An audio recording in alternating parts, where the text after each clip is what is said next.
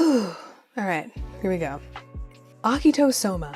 Akito Sohma, Akito Sohma. I hate her so much. Here we go. I'm very excited to be making this video about a character that I hate. I think she's one of, if not the worst anime character or manga character in history. Truly. Just a mean person, and I'm saying that when like the most evil antagonist in the entire world, Oikawa Toru, is sitting over there in the corner. Although technically all he's doing is minding his business. All he wanted to do was play some volleyball, and now he's up there with Sukuna and Doflamingo as like the most evil anime antagonist ever. That is so funny to me.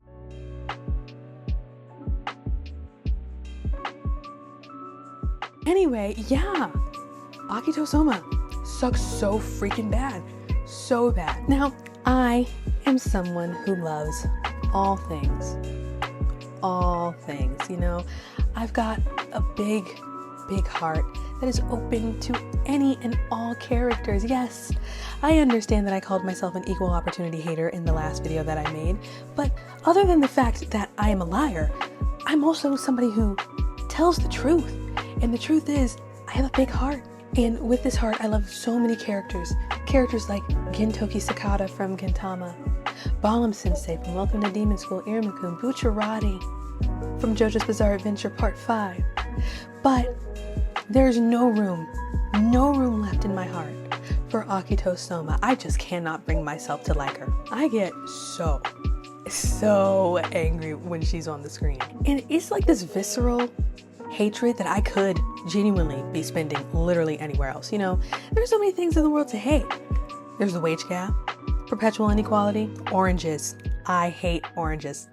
I hate them a lot. I should be spending my time period hating on that citrus fruit, but rather than that, I'm choosing to spend it on her because she deserves it. And I don't care how tragic her backstory is. I don't care how sweet she is to her man, which by the way, he's catching a stray real quick. I hate him too. Her man and her son, I don't care how sweet she is towards them. That don't matter. This is all about the original Fruits Basket series. Now, before you come for me, let me say this. I love Fruits Basket, okay? This show means so much to me. Like, it's the reason why I'm into anime to this day. I started watching Fruits Basket all the way back in 2011 on the Nintendo Wii. The 2001 version was available, and I decided to sit there and watch all of it after it was recommended to me by a friend, and I loved it, and it was the first ever show that I finished, and it's the one that got me into other things like Soul Eater, On High School Host Club, all the starter animes from the early 2010s. You guys remember those. I love this show so much. So I'm not saying any of this out of genuine cruelty. This is just because I genuinely care. And because I genuinely care, I feel like I can really bring up the fact that I have a massive problem with this show. Well, more like two massive problems, but we're not here to talk about the age gap relationships. That's another video for another day about the entire genre in general, but that's not what we're here to talk about. No, today I'm here to talk about my main problem with Fruits Basket and how it handles the topic of forgiveness. And I really feel that this is really prevalent towards the show's ending. Now, my threshold for forgiveness is probably what some people would consider to be a little low. I'm mildly petty, just a little bit, not too much. And I tend to remember everything that has ever been said to me from everybody who's ever said anything. I don't really believe in all that forgive and forget nonsense, you know, I can't forget. That's just my own personal thing. And maybe I'm not the proper person to be talking about forgiveness, but, and right now, okay, we're gonna stop that sentence, mid-sentence, so I can throw this out. This is your spoiler warning going forward, okay? So if you don't want to be spoiled on Fruits Basket, now's your time to skip and then go watch the show. It is so good. 10 out of 10. Beautiful, amazing music, all of that. Go watch the show and then you can come back and watch it. But if you've already seen it, we're about to go forward. So that was your spoiler warning. Heed it, because we'll be going in a little bit deeper a little bit later. So heed it, okay? We're gonna go forward, back to the sentence that I cut off. But Akito Sohma is the worst person in that series. So my question is this: why on earth did everybody forgive her at the end of the series? Like, why? This is something I genuinely need to know, right? This has been gnawing at me like a mouse trying to gnaw its leg off as it tries to get out of a mousetrap. This has been gnawing at me for 4 years. Why did they all forgive her? And so that's what we're here to talk about. I get a chance to talk about my beef with Akito Sohma, and you get a chance to listen. So let's go. I hate Akito Sohma, and here's why.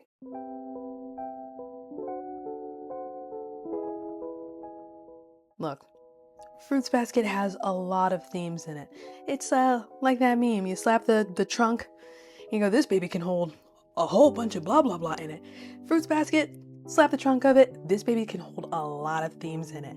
Things like healing from trauma, whether that's personal or generational, selfishness versus selflessness and how that can affect a person, growing up into who you want to be and who you think that you can become, interpersonal relationships and how to connect with people.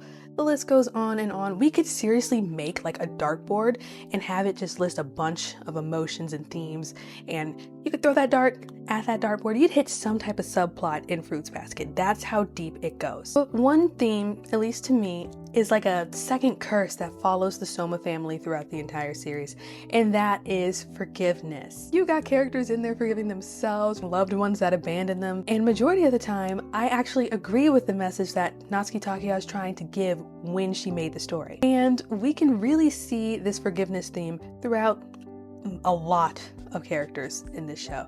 We've got Yuki, who's working through feeling neglected by his family and working on his self-worth and trying to find himself worthy of love. You got Rin, who wrestles with the guilt of pushing away Hatsuharu in order to protect him. You got Momiji's entire thing with his family, with his mother, with his sister, all of that. It's everywhere. And I feel like you can really see that with my favorite character of the series, Kyo. I believe that Kyo is a really great example of forgiveness, especially the forgiveness that I'm talking about. This kid wears guilt like it's a second skin, taking it and carrying it everywhere that he goes. He blames himself for so much. His mother's death, being born cursed, for like existing in general. And to top it off, the woman that he looks up to the most, which is actually Toru's mom, as she lays there dying on the cold concrete, she points at him and she makes direct eye contact with him and says, "I will never forgive you." And then she just dies. Seriously, I'm like really hoping that people heeded that spoiler warning, because that's like last season, last episode kind of stuff. So, whew. And even though that dying message wasn't really for him, he still took it to heart. But here is the fun thing when it comes to Kyo's overall arc in the series. It's not about whether or not Toru's mom forgives him. It's not about whether the people around him forgive him or not. No, it is about whether or not he forgives himself. Once he sheds that second skin and starts realizing that he's not a monster that ruins everything he touches, that he's not a walking catastrophe that poisons the ones he loves, he starts to heal. He stops hiding behind that anger and fear. He starts opening up to people. He opens up to Toru. He opens up to his master. He even opens up to Yuki. And that's saying something, because we all know how much they did not like each other at the beginning of the series. He goes from just surviving to finally living. Like, that self-forgiveness unlocks so much for him. And I feel like that is what Fruits Basket handles well. Forgiving oneself is the theme that Fruits Basket definitely has like a firm grasp over. They totally understand that. They have to forgive and accept themselves. Great message, great story, great theme, fantastic, 10 out of 10. And I love how they go about teaching that particular lesson. It's their journey. And it is the journey, yes. Fiction is essentially just a journey that you take alongside characters. This journey was honestly just so beautiful to watch. There's something just like so satisfying about watching a person climb out of a hole that they dug themselves. Not because someone like tossed them a rope, but because they finally feel like they deserve to climb out. And I just love that. I feel like that is what makes a very satisfying story. It's one of those emotional payoffs that hits you in the gut, like in the best way possible. But, and it's like a little tiny but, I've always been a little iffy on how the series covers forgiving others. And that is exactly what our next part is about. So, I'm bringing this up for three reasons, and 3 reasons alone. Reason number 1, every single time I think about this, I go absolutely crazy. This is just so insane to me. Like, I cannot wrap my head around this. So that's reason number one. Reason number two is because despite my hatred towards her, I feel like Akito deserved like a little better. Not much, but a little bit better than what she got. And three, because I really do feel like this will prove my point that I'm about to make. All right, so ready? Here we go. Shigure sleeps with Akito's mother. One more time. Shigure sleeps with Akito's mother, the mother that she hates with a fiery passion. Okay? And last time, Shigure sleeps with Akito's mother that she hates with a fiery passion to purposefully hurt her. And at the end of the show, at the end of the series, Akito still takes him back. Like, what? Why? I just cannot wrap my head around this because number one, gross. And number two, I would never find myself in this position, like ever. See, if that were me, what I'm doing is I'm taking this hand and I'm putting it on this side of his throat, and I'm taking this hand and I'm putting it on the other side of his throat, and I'm pressing my thumbs into his trachea, and I'm squeezing as hard as I possibly can, and I'm shaking him back and forth. I'm wringing that man's neck like a Christmas turkey. He could not live after doing something like that. He would not be able to leave that room alive. Never, ever, ever. It's this, okay?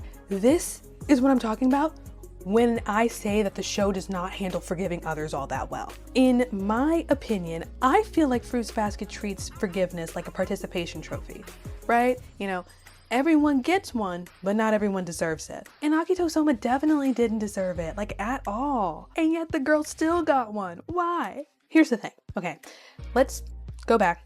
We're gonna talk about the show a little bit. At the end of the show, she is off her rocker. Like, she's always been off her rocker since like episode whenever she showed up, but now she's even more off her rocker. She's been conditioned since birth to believe that she's like this godlike deity figure who can honestly do no wrong, that she deserves obedience and loyalty just because she is essentially their god. She feels like she deserves all of that unconditional love. So whenever somebody tries to step away from that a little bit, whenever she feels that control slipping, she lashes out, and boy does she lash out really, really hard. Again, this is the one that really ticks me off. She pushed Isuzu out of a window. And then she ruined Hatori's chance of getting married. Can't forget that. But at the end of the series, she's like completely and utterly lost it. She's holding a knife and threatening Toru at the edge of a cliff, all because she's a giant freaking baby who can't handle the fact that she's losing control and that the curse is breaking and there's like nothing that she can do about it. Basically, her power trip is over. And Toru tries to reach out, offer her like a nice hug or something, I don't know. And then somehow she manages to fall off that cliff. And while Toru falls off that cliff, Akito comes to like a realization. It's like a come to Jesus moment, if you will. She like sucks, like really, really bad. She's a bad person. No clue how that slipped past her throughout the entirety of her life, but okay, I guess now she's finally understanding it. But she got there, that's the main point. She eventually gets there. And then, as we all know, the curse breaks. Yay for the Sohmas, woohoo. And then a whole bunch of other stuff happens. And eventually she sits the Sohma family down. Every single member of the Zodiac gets a chance to sit down in front of her. And she looks them all in the eye. And she just goes, hey guys, hey, it's me Akito, how y'all doing? Hey guys. So I know that I was like a terrible person to all of you. I was god awful towards every single one of you. You know, like you, I threw a vase at your head. I did. Yeah, I messed up your eye. And then I pushed you out of a window. I said that I was going to lock you away for like years on end after you graduated high school. I emotionally tormented a majority of you, honestly. I suck. Totally came to that realization, but you guys are gonna like forgive me, right? I'm so sorry. Like, that was on me. That's my bad. That's my little whoopsie. Teehee. Ugh. And when I first watched this, my immediate thought was, oh, there's no way. There's no singular way. There's no possible way that these people are gonna forgive her after all that she's done. No. Ain't no way. No way. Silly me.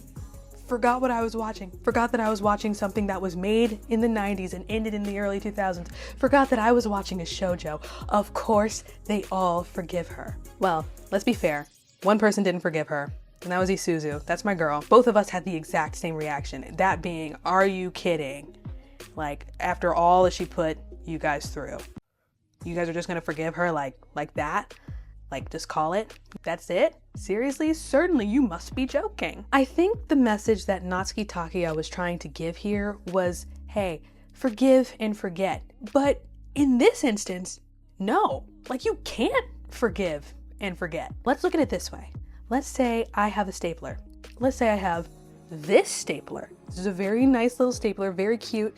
My absolute favorite color. I love this stapler. It's very small, convenient, can fit into my purse if I need to, I don't know, staple documents on the go or whatever, right? I love this stapler. I love it a lot. If someone was like, hey, can I borrow this stapler?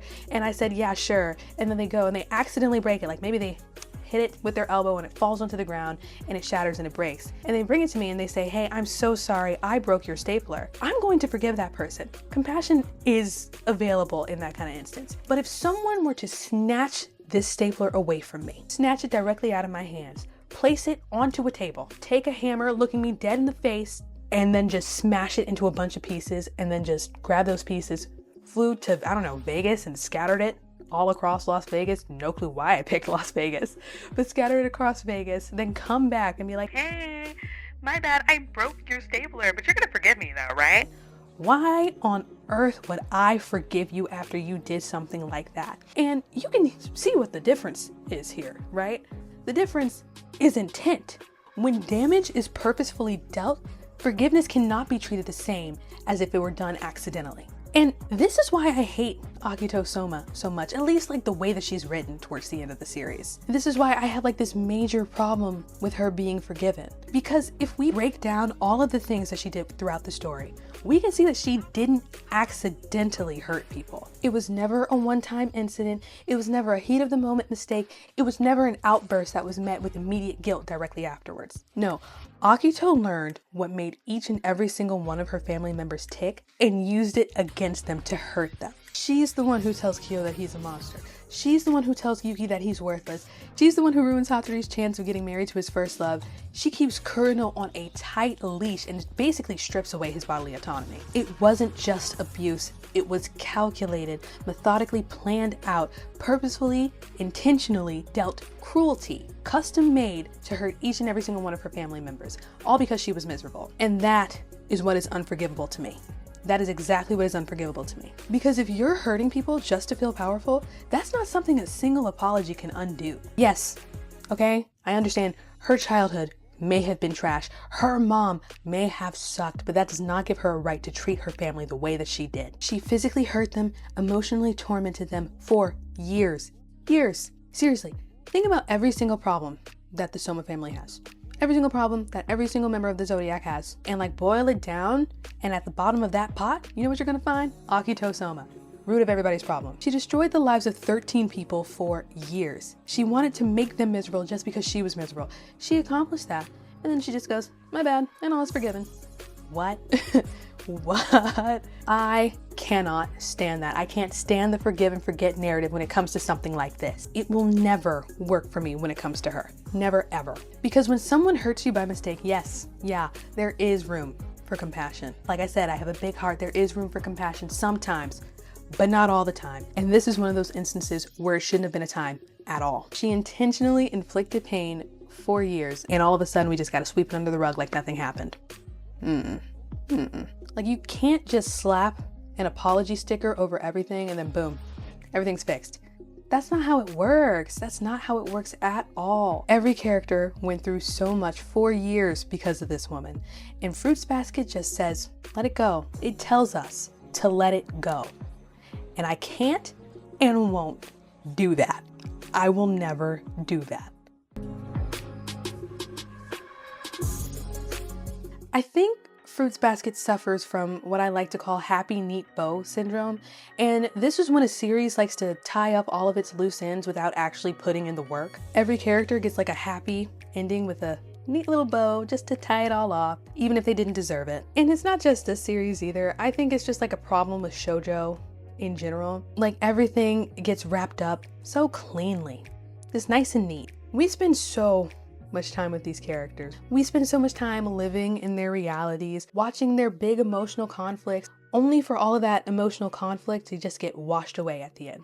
All is forgiven, wounds are patched, and we're just supposed to smile as they all smile at each other and link arms and sing Kumbaya and skip into the sunset as if none of that bad stuff ever happened. And hey, I get it. Sometimes we want the delusion of a happy ending. Sometimes we just want to believe that all's well that ends well and that endings are just perpetually good. But sometimes, like, it can just be a little bit too neat, too soft. And with a character like Akito Sohma, it just feels dishonest, completely and utterly dishonest. Whew, can't believe I'm about to say this, but shonen, and I really can't believe I'm about to say this, shonen actually handles this trope a little bit better. Not much, just a little. And not often, but sometimes it actually does handle this trope a little bit better. Credit where credit is due. It doesn't feel the need to give every single antagonist like a hug and a redemption arc. Sometimes a villain is just a villain, and sometimes a crappy person is just a crappy person. But when it does choose to do a redemption arc, it really does handle that nuance pretty well. Forgiveness isn't rushed into, instead it feels like an emotional groundwork that they've laid out. It shows the consequences, the hard work that goes into earning that forgiveness, the regret, the fallout, all of it. And sometimes the characters even die before they finally have the chance to make things right. But hey, at least they try. The narrative doesn't ask for you to forgive what they did. It doesn't even beg you to feel bad for them. It just asks you to understand them. They leave that choice up to you. And I really like that. That's what makes it feel earned. Like you're not guilt-tripped into empathy. You're being given the chance to form it yourself. But Shojo, okay? Shojo has this aura about it where it like wraps around you, kind of like curls around you and then just whispers in your ear like, but what if the character was sad? What if they had like a crummy childhood? Would you forgive them then? You'd feel bad for them, right? I mean, like, yeah, I would feel bad, but that is not an excuse for what they did. It treats mercy like a moral obligation and redemption like the righteous path, neither of which are true. And listen, hey, I love shoujo. I love shoujo. I am a girl's girl through and through, but I cannot stand this ideology. Not every antagonist needs a redemption arc. In fact, I feel like this idea does more harm than good because it tells readers and watchers and people who enjoy all kinds of media that empathy means letting somebody off the hook. That healing means reconciliation. That if someone apologizes, no matter how little they actually mean it, you're expected to just open your arms and just go, I forgive you.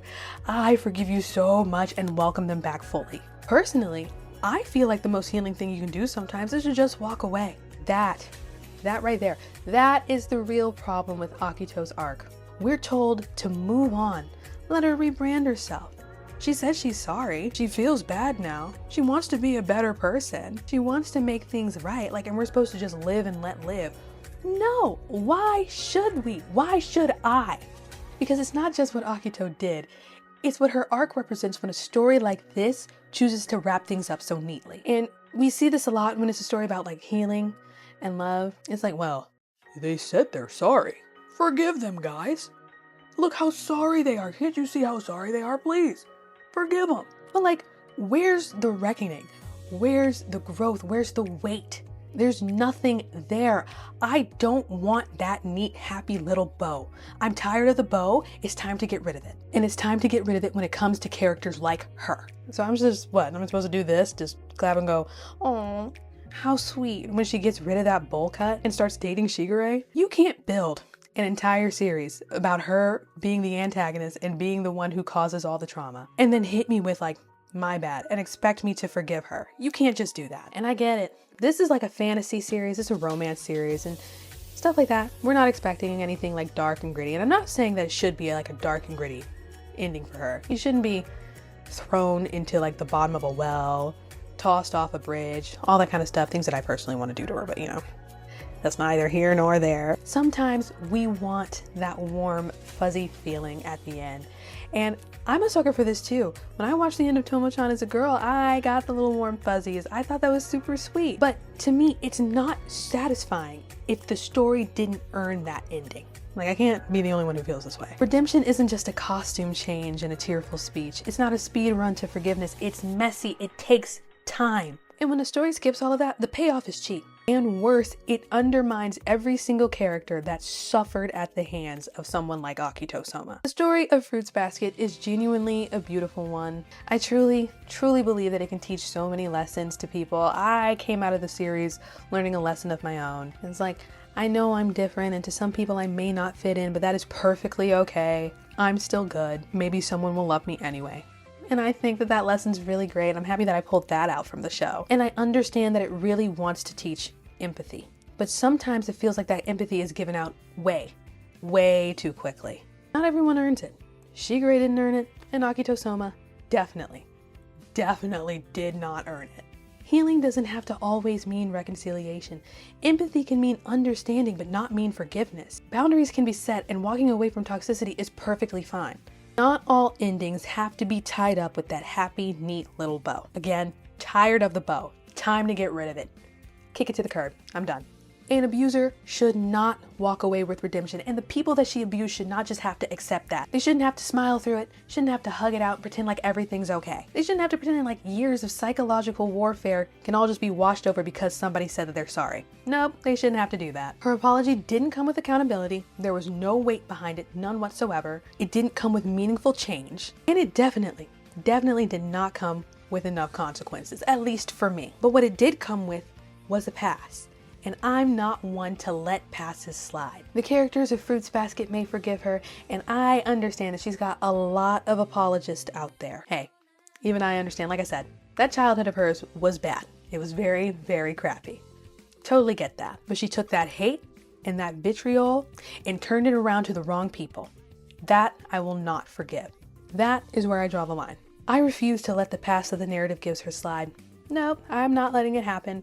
So, Akito Sohma, the characters of Fruits Basket may forgive you, others may forgive you, but I will never, ever forgive you. I genuinely hope you and Shigure make each other miserable for the rest of your lives. Hate him too. And hey, if you forgive her, that is 100% valid. I'm not somebody who's going to tell you what you should and shouldn't feel. And like I said earlier, everybody's threshold is completely different. Mine is just super low, so of course I'm not going to forgive her. And you might come away from this video thinking that I've misunderstood the message of Fruits Basket, which again, also totally fair. We all bring different things to the table when it comes to reading fiction. And that's okay. What I get from watching something might not be the same as what you get from watching the same thing. But here is what I am actually saying. Media like Fruits Basket shouldn't act like forgiveness is the only answer. It's not the only way to heal. It's not like the only choice. It's not the right choice all the time. Sometimes walking away is the real growth. And I just wish that they centered on that like a little bit more. That's all. At the end of the day, I still love Fruits Basket. I sobbed like a baby at the end of the series. Oh, you should have seen me. I was just crying, wiping away my tears, just crying. Over and over and over again. A little last shot when they're holding hands in the ending. Oh, that gets me every single time. But the fun part about fiction is the ability to criticize it while still enjoying it. And this is like the one little thing about Fruits Basket that has just been bothering me for so long. And I'm happy that I got the opportunity to talk it out. So, too long, didn't watch. Forgiveness should not be treated like a participation trophy. Earn it or I'll hate you. I think we all forgave Akito Sohma a little bit too soon. That's just my opinion. Well, I didn't forgive her, but the characters definitely did. And, long story, to make a long story short, Akito Sohma sucks and I hate her. That's it. That's the video. Also, one last little thing. She really should have killed Shigure. She really should have killed Shigure. Like, that would have made me like her so much more. Not by much, but definitely by like a little bit. I probably would have liked her, let's say I only like her like 10%. Maybe we would have gone up to 11% if she killed the man. Maybe. And double also, how did she not end up in jail? Nobody called the cops? How did we get away with pushing somebody out of a window? I would like to know that. Yeah, nobody called the authorities. Call the cops on her. That's it.